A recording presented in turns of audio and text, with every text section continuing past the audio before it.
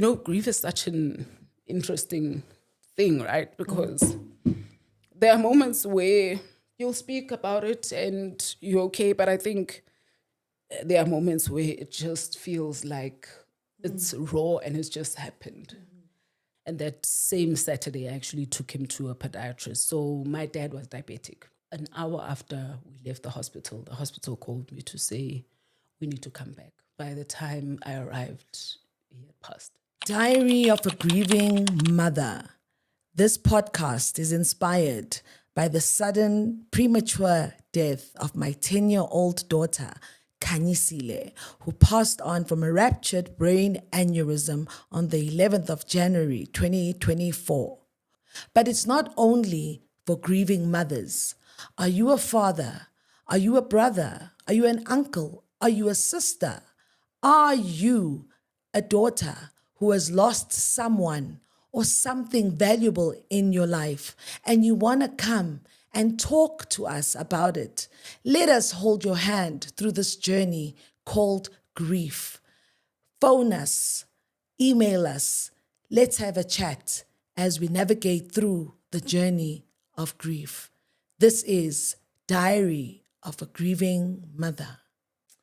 Hello and welcome to another episode of Diary of a Grieving Mother. This podcast is inspired, of course, by my journey of having had lost my daughter, unexpectedly so, and it is opened up now to women, men, people who are going through grief to say, share your grief journey with us. Tell us what happened, how are you dealing with it, and where are you now? Today in studio, I am actually privileged to have somebody that I've known for over 30 years. I think we went to the same high school, but today she's here to take us through a journey, her journey of grief. In this case, she's talking about the grief of having lost her father. As I said, it is called Diary of a Grieving Mother, but the umbrella of it is that we are talking issues of grief. Khethiwe, how are you? Hi, Sihle. I'm well. Thank you so much for having me. I'm well. How are you doing? Yes. Baby steps, we are getting there. Yeah. One day at a time. Khethiwe, it's so amazing that I've known you for over 30 years since high school.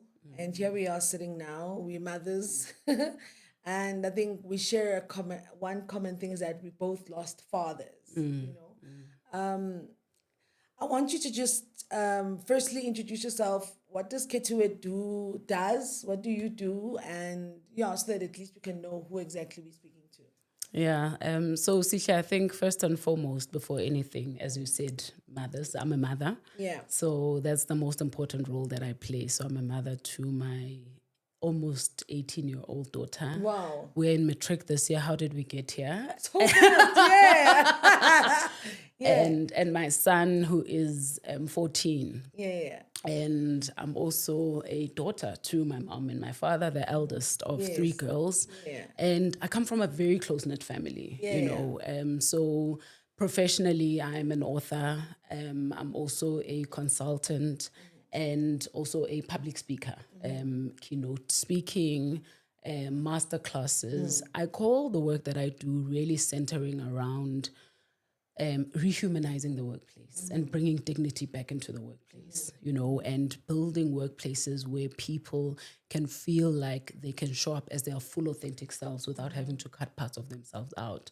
Because what then happens is innovation happens, right? Because people are not boxed. We're not looking for, everything being homogeneous. So that is the work that I do on a day-to-day basis. I also am a co-founder with my siblings of Mwelase Foundation. And Mwelase Foundation is actually in honor of our father, so I'll share a little bit about that. But that's a little bit about who I am and what I do. I actually also absolutely love fashion. So I also have an online clothing store called Khethiwe Couture. So I think I'm a multi-disciplined and very multi-dimensional individual who loves to laugh as well. I laugh from my belly. So that is me, Sihle. That is you, yeah. Right. So you're a mother, but you're a daughter. I am. I want you to take me through to the first time you actually realized or acknowledged as a child that you have a dad. Yeah. Yeah. How was that? Because I know we grew up and then we've got both parents, but when you actually realize that, oops, I've got a mom, but there's my dad also. When was that? Yeah.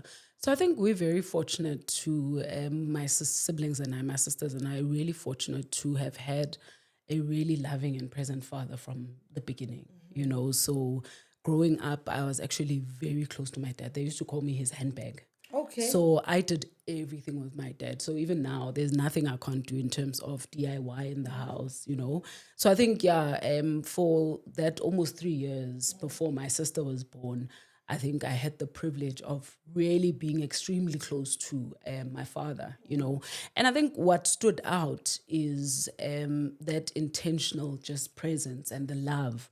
And also acceptance that, I'm not someone who's one-dimensional, for example. Yeah. I grew up very naughty. You know my high school days, Yes. but a firm hand in terms of the tough love. Yeah. But what stood out is the love. His love was loud. His love was present. And not just for us, right? He had that same effect on his own siblings and even his nieces and nephews, his friends. So I like to speak to him and refer to him as someone that was truly remarkable. My father was a remarkable human being. I don't think I've met anyone like my father in terms of the gravity of love and the gravity of the depth of his love.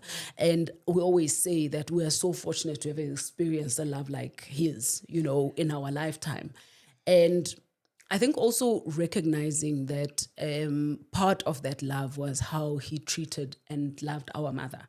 We witnessed that. And I think growing up in a family where it's two parents that come from very challenging backgrounds, but they came together and what they were intentional about was that we are going to love these children and allow them to really be their full, authentic, unique selves. We are three siblings who are very different, but we were all loved deeply by him. Take me through your journey.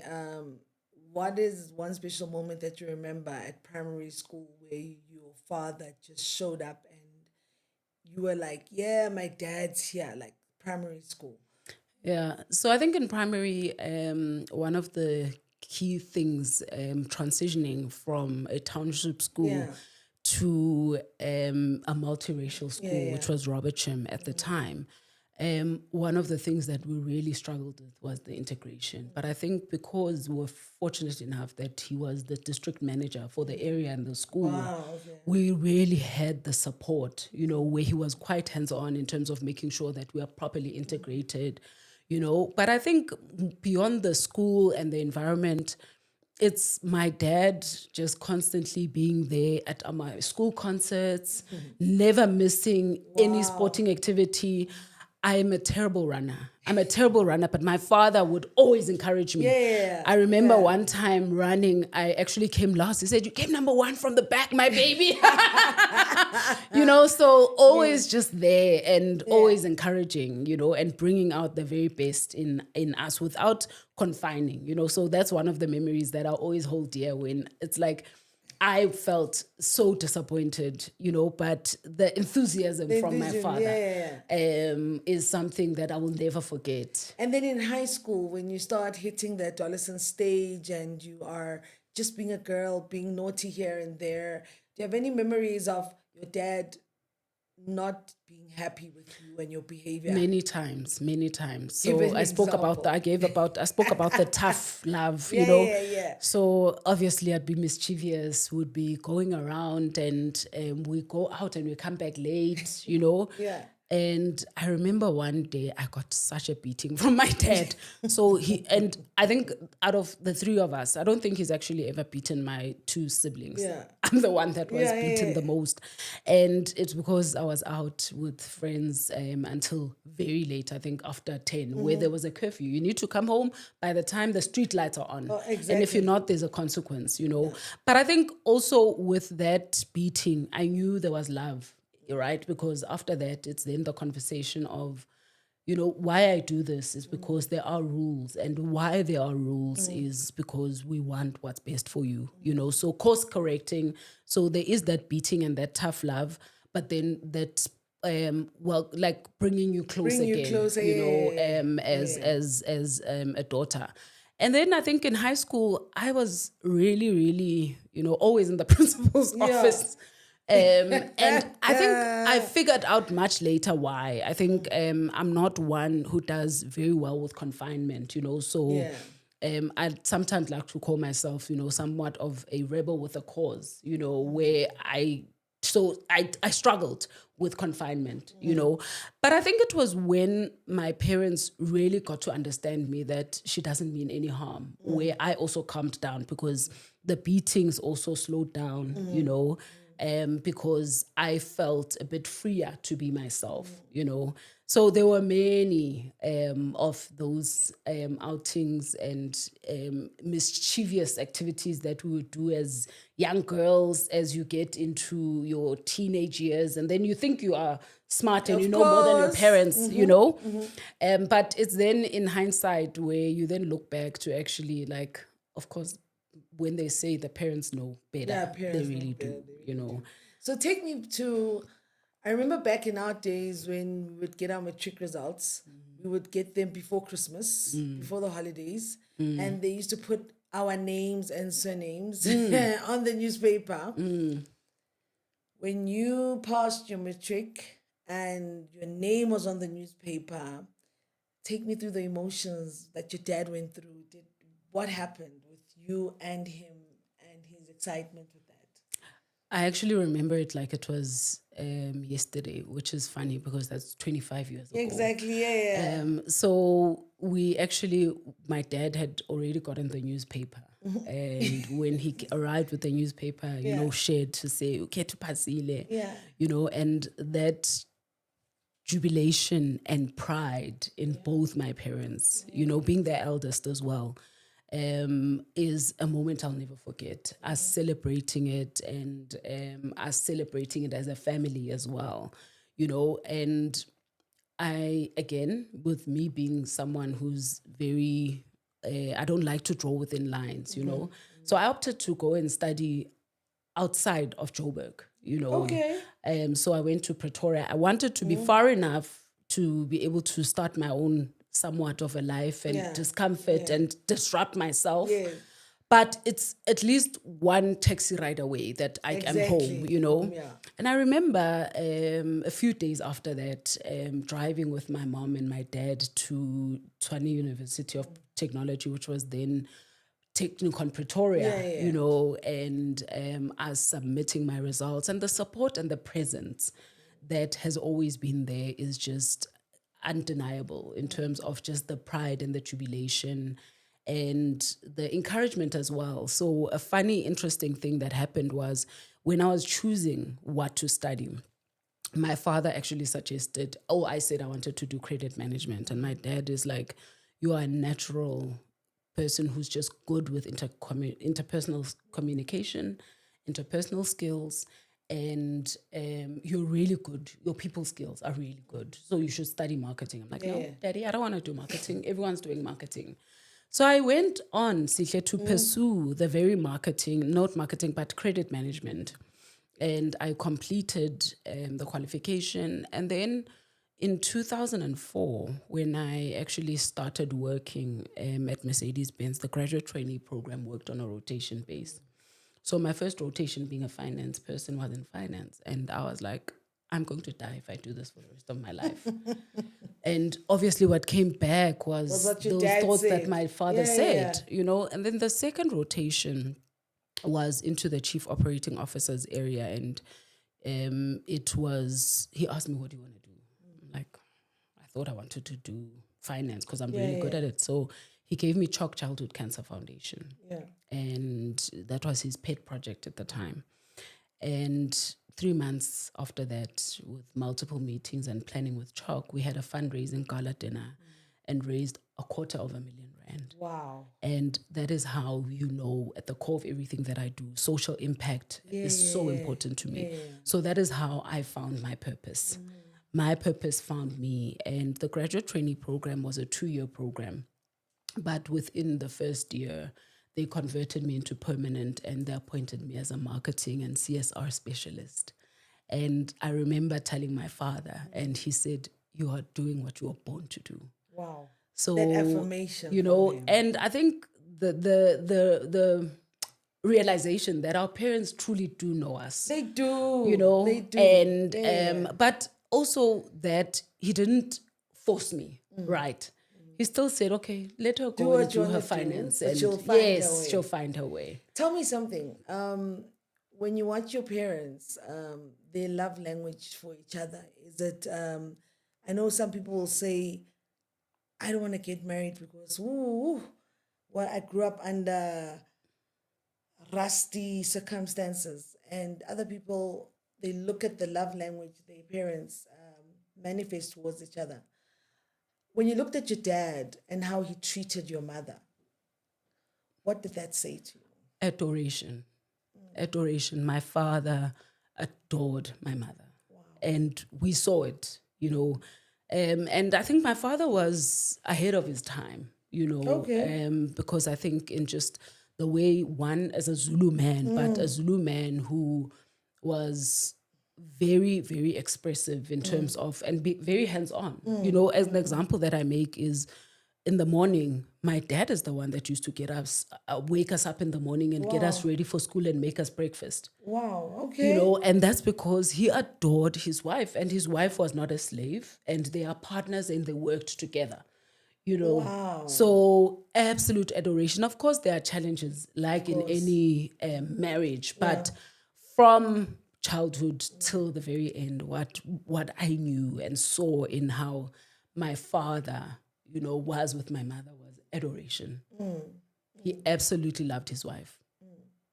And I want you to take me through when your dad passed on, how did you find out that your dad has ascended to glory?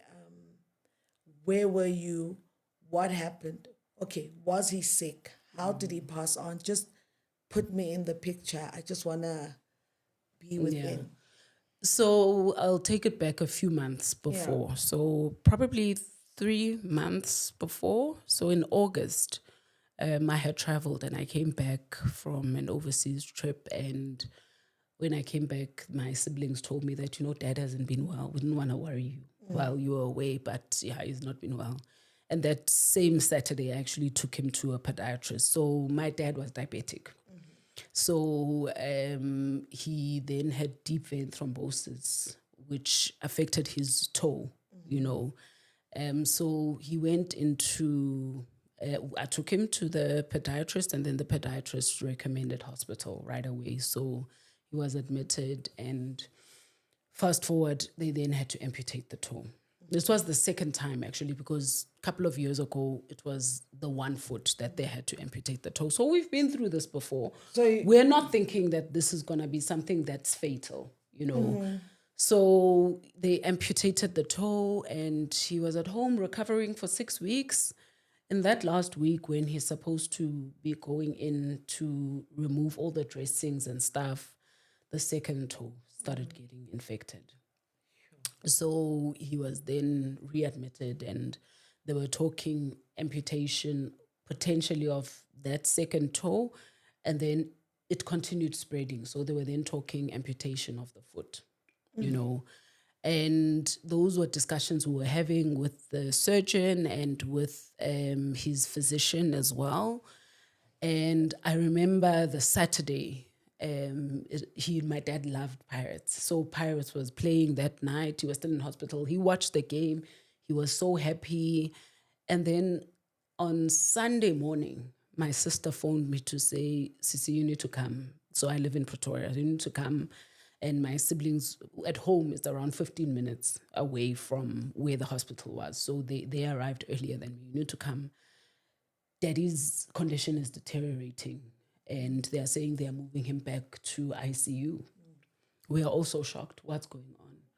And his physician then attends to him, and he's like, "Your dad is really not well. his kidneys are not working properly, and it's also affecting his heart. So he was then rushed to cardiac ICU. That was the Sunday. And then the Monday, the conversations continue. They put him immediately on dialysis on that Sunday and put him on a ventilator just to rest his body so that his vital organs could recover and pick up. And then the Monday, we're making progress. And then the Tuesday, he was fine and actually recovering. They took him off the ventilator. He was opening his eyes, responding, and we are like really feeling very enthusiastic that he is recovering and is going to be fine, And then the Wednesday, suddenly again, his condition just deteriorated. We actually spent most of the day there. And the doctor actually told my sister before I arrived that we need to prepare for the worst, but pray for the best. And we absolutely were steadfast in prayer. We notified family members, the aunts and uncles, the brothers and sisters. And one thing I'm so grateful for is on that Tuesday when he was better, because we actually didn't want my mom to see him in that state. But she insisted, and then on that Tuesday, she saw him. And on that Wednesday, an hour after we left the hospital called me to say, we need to come back. And I then called my sisters and I said, "Sissies, please go with Posh. Posh is our neighbor next door. Go with our neighbor." And I told my aunt as well. And by the time I arrived, he had passed. So yeah, it's, grief is such an interesting thing, right? Because there are moments where you'll speak about it and you're okay, but I think there are moments where it just feels like it's raw and it's just happened. But I think the overriding feeling that has carried me and carried us as a family is gratitude for the years that we had with him and that love that we've experienced from him. Eternally grateful. So, yeah, I arrived and I saw him. And yeah, we prayed with my sisters. We waited for my aunt to arrive. And I remember seeing, my dad being wheeled away. And he was gone. You seeing him, he's laying there, but you're told he's no more. How did that make sense to you at that present moment? I speak because when I was also faced with the situation of my daughter has passed on, she's here, but she's passed on. Yeah. Your mind over matter. How did that? I don't know. In that moment when I saw him, I actually went and I held him, and he looked at peace. Yeah. So I guess him looking at peace. I remember my sisters and I saying, we prayed for healing, but the healing didn't come the way we wanted it. Yeah. This is the healing that he's gotten. Healing that he's gotten. Yeah, he's no longer in pain. Yeah. So that was it. I could see him. He looked so at peace. And I remember saying his takazelo. It's in same mamwelas. Mkapa maf. Yeah. So you see, they wheel your dad off, and now you have to go home. Yeah. How was that? Going back home, knowing that this time around, you're not gonna go for visiting hours. He's gone. How was the drive home? And when you got home, how was that? The drive home, I think the biggest worry that we all had was my mom.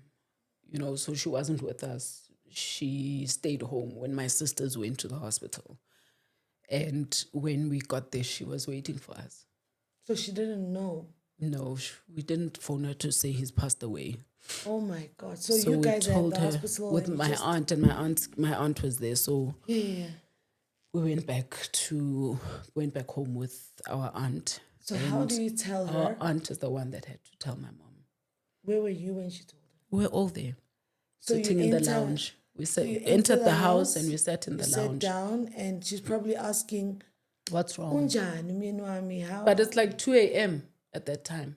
Okay. Because he died in the evening, passed away Yeah. in the evening. So by the time we got back home, it was around 1 a.m., 2 a.m., after all the processes and procedures. So So what did she your knew aunt something say? was wrong, and my aunt said, "Skoni Butakaseko," and my mom Yeah. wailed, and cried. And yeah, I think it's one of the most difficult news we've ever had to share. But yeah, that reality of getting into the house and getting there. And I think being the eldest as well, I also then started going into autopilot because Of course. there are things that need to be Need done. to be done. Yeah. And what we prayed for, my sisters and I, is strength. We prayed for strength for us to see this important work through, and strength we were given, so we were able to do what needs to be done, and I remember speaking at my father's funeral saying, my father prepared me my entire life for that moment. It's not that he said to me, one day I'm going to pass away. But I think in just how he brought us up as well, and to cherish and really love every moment and love each other, and also the strength that I've always had, where I've always just been someone who's really courageous and strong and bold. And those are the things that I remembered, right? In those moments when I knew that this is it, this is final, and I have to be courageous and do what needs to be done. I also want to take you to a moment. That same year, I actually turned 40. And in January, my birthday, actually, I wasn't going to do anything. And then in December, I actually decided I am going to do something. And I'm so grateful that I celebrated. We are big on birthdays because of our father. He was big on birthdays. Okay. He really instilled it in us. So we celebrate big. We all celebrate big. Yeah. And then in true style as well, because when I turned 40, he was turning 70. So Oh, wow. we had a beautiful, beautiful, intimate family dinner for him. We are so grateful we had That you had that. because I would have never in my wildest dreams imagined that when I turned 40, that year my father would pass away. Yeah. But those memories that we created and captured are with us forever. One of my favorite moments in the latter years of my life is me dancing with him in my garden, Wow. And he was always such a playful person as well, didn't take himself too seriously. And we treasure that forever, and to love loudly. Yeah. When they say find your tribe and love them hard. Yeah, love hard. Yeah. That's Let me what just we ask had. this question. So I know with Black families, sometimes when a husband passes on, there's always drama. That one uncle, that one aunt that's gonna wanna cause chaos. Did you guys experience any of that? Not at all. And I think it's just because of also them, one, respecting my mom and my siblings and us, our decisions. But it's also just me leading, and I was decisive and I wasn't consulting. There were consultations where we needed in terms of traditions. I said, please, amasiko awenziwe wonke.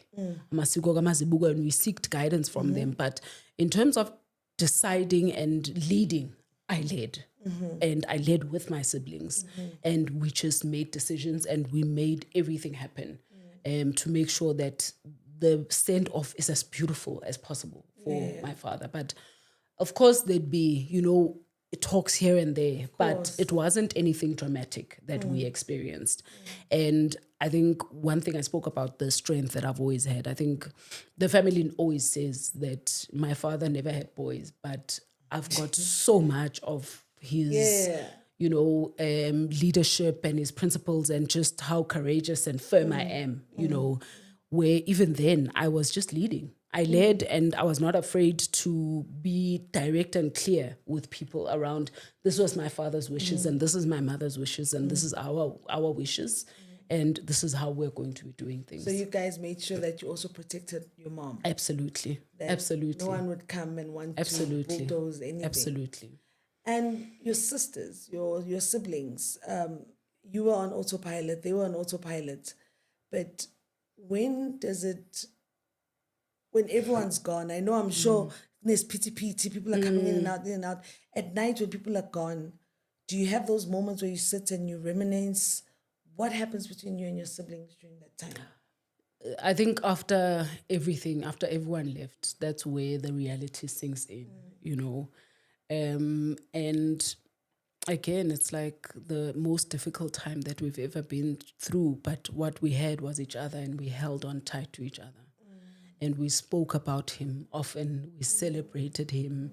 We spoke about the good times. We spoke about the laughter, and we also spoke about the pain. We actually all went to a therapist together, around the grief counseling. And it was an important thing for all of us to do that. And I think also to create the space for my mom to also feel her grief and pain, and share what she's feeling. My mom is a very reserved and very quiet person. She hardly talks, but it was important to create the space that she actually does speak about the grief and the pain that she is feeling, So the days are different, and it was also so close to Christmas, And surprisingly, that first Christmas, the overriding feeling that we had was gratitude. We didn't have an overriding feeling of loss and grief. We just had gratitude. That how fortunate are we, how blessed are we that he was our father. Wow, many people don't get to have their fathers for that long. Take me back to when your dad walked you down the aisle. I'll assume your other siblings are married, but take me back to that moment. And when you think about it now, that he's now ascended to glory, he's passed on, I'll say you're one of the lucky few, because some of us never got that chance to have our fathers walk us down. But take me back just to that moment when Tuyalo and now you're getting married and him walking you down, his excitement as your dad, and how did that feel? I think it was really special and really, really, I felt the deep sense of just deep connection as well with him. And he was leading as well, right? In terms of the negotiations, clear, Uti, this is the bride price, Nabakongi. It's my firstborn child, this one. And he even opened a 32-day account for that money, and all of it went towards the wedding, and really responsible. Like my father was also really good with money, but what I remember is just that pride and jubilation and just being so happy, and you could see the pride in his face, So on the day when he was walking me down the aisle, I can see it like it was yesterday. It was a traditional wedding, so wearing his brown traditional shirt, and I was in my rust orange wedding gown. A moment I will hold on to forever, and deeply grateful that I had that moment, that my father was able to walk me down the aisle. And your father around his grandchildren. Oh my word. My father was a doting grandfather. Yeah. He loved his grandchildren.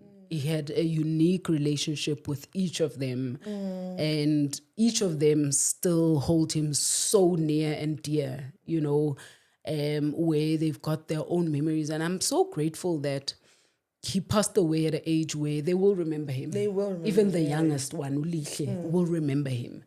You know, an example is like Lihle would say she doesn't like to sit on the balcony outside because that's where she'd sit with Mkulu, you know, when she was, I think, a year after my dad passed away. But he was a doting, loved his grandchildren. They all had nicknames from him. And they all had a unique and special bond, spoiled them rotten, you know, but really special to see that. I think it's such a special and a unique thing when we see our parents where we've experienced their love, but their love for their grandchildren is even more, where their heart is completely exploding, you know. So, you know, we are 3 girls, and then my sisters and I were pregnant at the same time. Okay. And we were expecting boys. Yeah. We didn't tell my father that we were expecting boys. So we all 3 of us had boys. So the boys were born May, June, July. And my dad was beside himself. Like absolutely loved his boys, you know. And then Shongi is really fortunate that she was there for long in terms of, you know, enjoying that time. So all the grandchildren were absolutely just loved by Mkulu. So how's life now? Like after dad has passed on, how is the relationship now with you, your mother, your siblings? How are you guys trying to navigate your new normal without him? And I think, again, so grateful that we have each other, you know, and we are inseparable.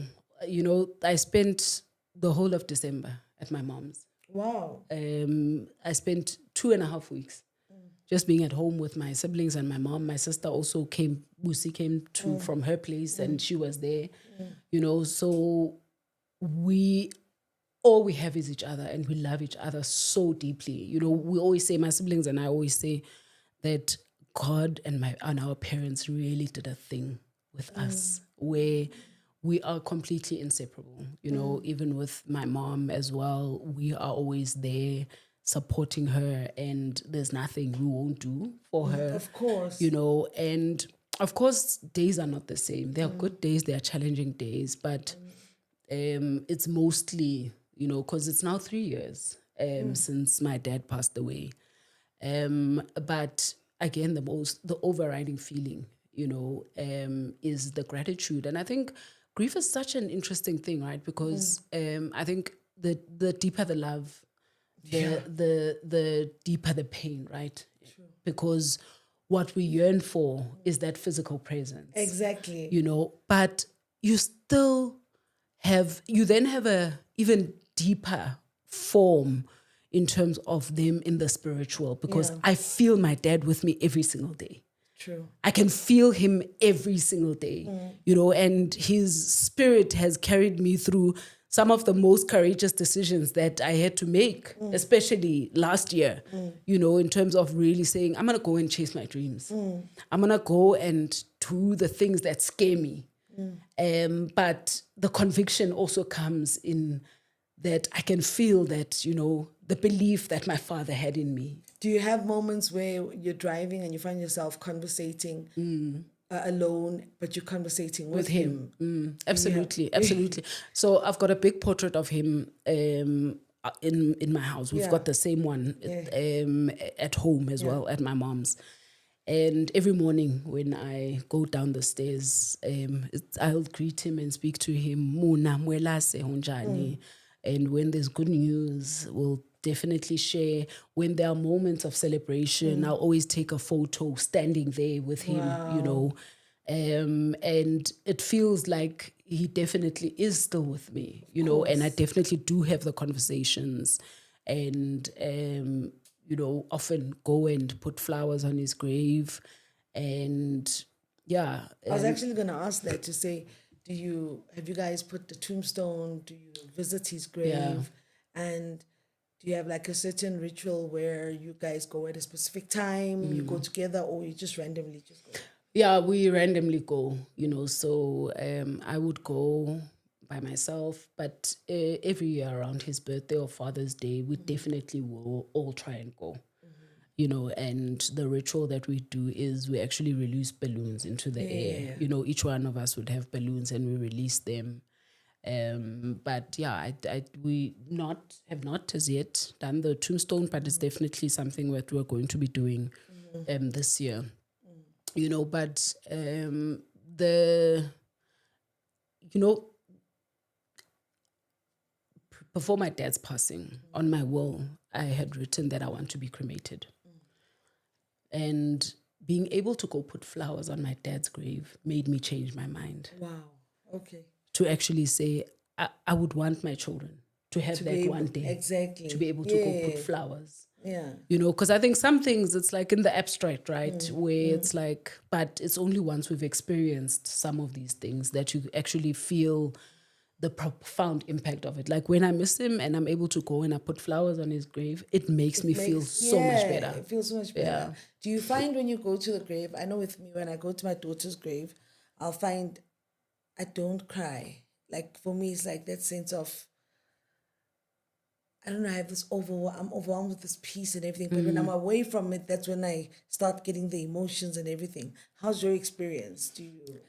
I think days are not the same. There are days where I stand and I'm just emotional. Yeah. And then there are days where I stand and I'm, again, the gratitude thing that I spoke about, And then there are days where it's almost yearning, where it's like there's something exciting that has happened and I really wish you were here so I could tell you. So days are not the same. And that's a complexity, right, with grief, where even as they speak about stages, they are not linear. Yeah, no, Stages of grief are not linear. No, it's not. It's not stage 1, stage 2, stage 3, stage 4. It just happens. And I think it's also allowing yourself that, right? And not saying, and also allowing yourself to grieve your own way and not being almost listening to the noise in terms of, griever, or things like that, where it's like your grief is your grief, and allow yourself to grieve your own way. Exactly. And feel your pain, feel the rawness, feel everything. Feel all of it. Don't run away from it. Yeah. I always say that the grave that people, or the cave that not the grave, the cave people fear to go into holds the healing. So it's facing those most painful things in you. But it's through facing that the most courageous version of you is birthed. If your dad, in your mind, if your dad were to be given a chance to say, okay, 24 hours, I'm coming back just to spend time with my family, what do you think you would say to him? And I think it's great because these are things, and I guess that's the other beautiful thing about grief, if you've got no regrets. Yeah. Because grieving with regrets is painful. It's painful, yeah. So because I've got no regrets, there isn't anything other than what we told him, even in that hospital bed, the day before and every day, even when he was under the, anesthesia, not anesthesia, when they had put him on the ventilator. He was, half unconscious. But every single time I'd hold his head and I'd tell him, I love you, Mzima. I love you, Mwelase. We did that, all of us. Love you, Daddy, and Daddy, your girls are going to be fine. We're strong, Can you see how strong we are? Yeah. And you're going to be fine, And as I said, the fine is the healing that he got through God releasing him, So I don't think that there's any conversation that I would want to have with him that I didn't have with him. Wow. And that's because I think the most painful thing is having regrets. And when people maybe have not made peace and someone goes to their grave with your peace. No. It's really hard, Are there, so it's been 3 years since your dad passed on. Is there one specific, or maybe two, milestones that you went through where you thought, I wish my dad was here to see this, or you felt, I can feel you, you're here, and I know I'm okay? Are there any? I think it's definitely the launch of my book. Yeah. So the book is actually dedicated to my father, and I think it was just such a huge milestone where I was like, I really wish my dad was here. And I know he would have given the most eloquent speech. He was such a good speaker, but I also felt him. Wow. I felt him there with me, and I could feel the pride that he had in that moment, And I guess the year itself as well, having left permanent employment to be an entrepreneur, it's a big, courageous and scary thing, And when I looked back and I reflected, I can just imagine the conversations we would have had, even then, like when I was saying I'm resigning, like when my mom heard me speak to a friend of mine, I didn't even tell her that I'm resigning. And she was so worried, as any mom would be. Yeah. It's like, what's wrong with this child? Yeah. But my father knew me and understood that I'm a risk taker, but I take calculated risks, and he would have encouraged me, So I would have loved to right now, sit back after the year, after the awards and the accolades in the first year of entrepreneurship and the challenges, to then look back and reflect, and him, sharing whatever he would have shared. But I can feel the pride that he has. So one of my uncles was actually there, and afterwards he said to me that your dad is certainly looking at you with so much pride. How's mom? When you look at your mom now, it's 3 years later. When you look at her and just have conversations on your own about seeing her, how is she? We were just so grateful as well, because what used to happen with my parents is when the one is in hospital, then the other one would be in hospital, would follow. That's what used to happen for years. Because I think my mom would worry and stress so much that she would then, her sugar levels would be uncontrollable and she'd go into hospital. So we were just so grateful. And again, it's just God's grace by how she carried the grief so well and recovered really well, So she is really good in all things taken into account. She's really, really good. We've had a couple of challenges with her health, but she's going to be fine. And we told her, even after my dad passed away, it's like, Gogo, you need to live for us. Yeah. She needs to live. Labantwana laba, you need to see them walk down the aisle. Yeah. So she is, she's a doting grandmother as well. And actually I started continuing some of the traditions that my dad used to do. I told you my dad was big on birthdays. Yeah. My mother's never been much of a big gifter, but with the kids, every birthday, what she'll do is give them money. You know how kids love money.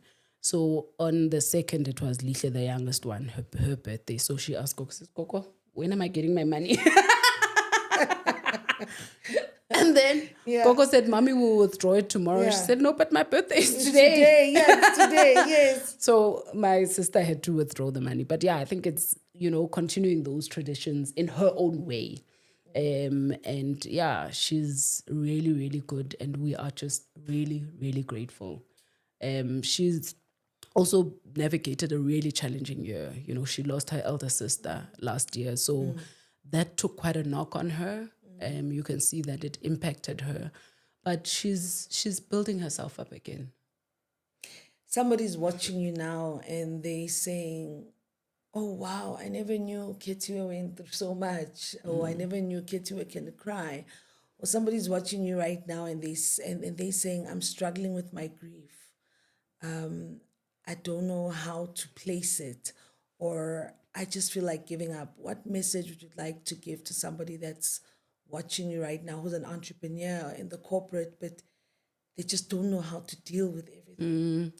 I think the most important thing is acknowledging the feelings, right? And honoring them. Honor your feelings. If you want to cry, cry. If you want to scream, scream. But also ask for help. There's help that is available. There's free help, like SEDEG, for example, South African Depression and Anxiety Group. Ask for help. Don't suffer in silence. I think the most important thing is being self-aware and feeling our feelings and not suppressing and numbing, because the only thing that can come from numbing is just complete danger. You know, you're gonna get sweeping sick. it under the carpet, and it's gonna explode. You're gonna get sick. Yeah. That's why people have autoimmune diseases. You know, I was actually reflecting. I think a couple of months ago, chatting to friends of mine, I said, "Girls, I'm embracing my soft girl era. I don't want to be in Bogoto anymore. True. I want to be gentle. I want to be fragile. I want to be mushy. I want to be soft. Yes. You know, because it's through that where we also, yes, we are dealt with cards and we have to do what we need to do. And often what happens to us is not our fault, but our healing is our responsibility. So take the responsibility to go into that cave that you fear to go into. If it's grief, if it's pain, if it's childhood trauma, if it's, you know, the challenges of entrepreneurship. But the most important thing is don't suffer alone. Ask for help. Even if it means you are calling the SEDEG helpline or calling a stranger or calling a friend, but ask for help. Sure. Ask for help. Thank you so much for just coming to pour yourself out. I'm sure I say to people that as you speak, you heal yourself while you heal other people, because grief is a subject that sometimes we want to put flowers around it, and we don't want to go straight into it, you know. You heard what Khethiwe said, that what happens to you is not your fault, but the responsibility of getting help to heal, that is your responsibility. We are Diary of a Grieving Mother, and should you want to share your story also with us, our details are on the screen. Remember, grief is not only about losing a human being. Other people out there are grieving the fact that they've lost their jobs, they've lost relationships, they've lost so much.